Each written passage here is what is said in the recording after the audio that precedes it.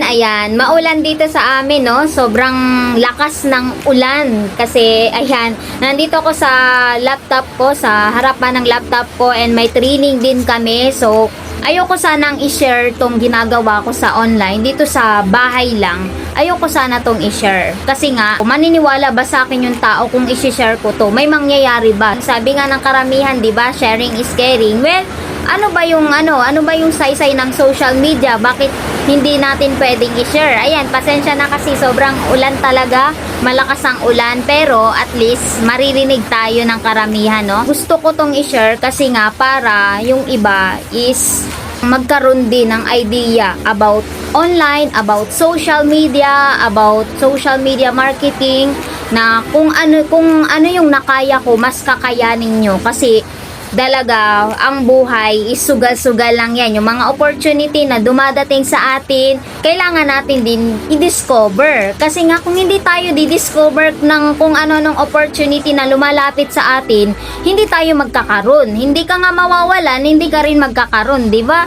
So, napakahirap naman ng gano'n na nag-i-stay ka lang sa isang source of income na alam mo naman na kulang, alam mo naman na bitin pa ito para buhayin yung pamilya mo sa isang buwan. Yung panahon na dapat sana magkaroon na tayo ng saving this year, magkaroon na tayo ng maagang retirement this year. Kaso hindi pa pwede kasi nga wala tayong ipon. No choice tayo kundi tayo same routine, same cycle para lang mahabuli natin yung pera dito sa kinagagalawan natin. And ayan, right now, isi-share ko sa'yo dahil mas importante to, ma-realize natin na may another opportunity pala dito sa online. Ay, hindi po ako sikat, hindi po ako content creator, ay, hindi po ako maalam sa online. So guys, lahat naman natututunan, lahat po na papag-aralan. Tatanungin kita, kapatid, kung gusto mo talaga ng pagbabago, dapat nagsisimula sa iyo. Tama? Sinubukan ko lang din sa isang stranger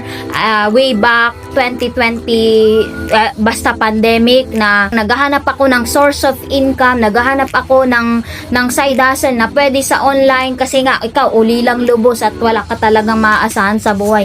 Naghahanap ako, and sa paghahanap ko, kay scroll ako, nakita ko yung isang post ng stranger at sabi nga daw doon is pwede natin pag-aralan na pagkakitaan yung social media account natin kahit hindi ka content creator, hindi ka vlogger, hindi ka sikat, or bago ka pa lang dito sa social media, sa larangan ng social media, bago ka pa lang, pwede ka pa lang mag-produce ng income. And papaano natin gagawin yan? Isi-share ko sa'yo kung papaano yan. Kailangan meron kang cellphone dyan, may cellphone ka pa dyan, and kailangan samahan mo na rin ng stable internet connection. And pangalawa, kailangan willing ka talaga na i-maximize yung oras mo. Kahit may current job ka, isa ka mang OFW, hindi mo na kailangan mag-resign kasi gagawin mo to as a part-time sa available na oras mo. Yan yung tips ko para ma-share ko tong opportunity na ginagawa ko na kahit nasa bahay ako, hindi ako nararush ng oras, hindi ako pagalitan ng amo,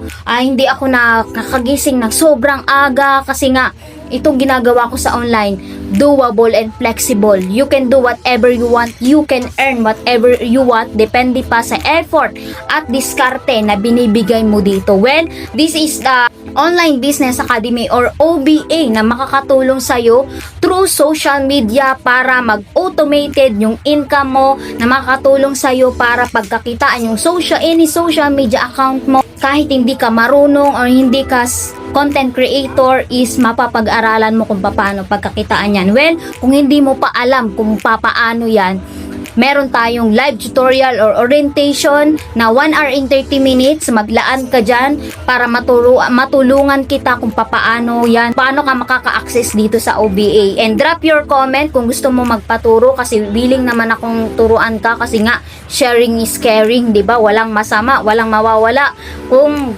yung opportunity na dumadating sa'yo, na dumadaan sa'yo is i-discover mo. Okay? So, God bless, and kapatid, this is your chance para baguhin kung ano man yung cycle ng buhay mo right now. Okay? Yun lang, and God bless.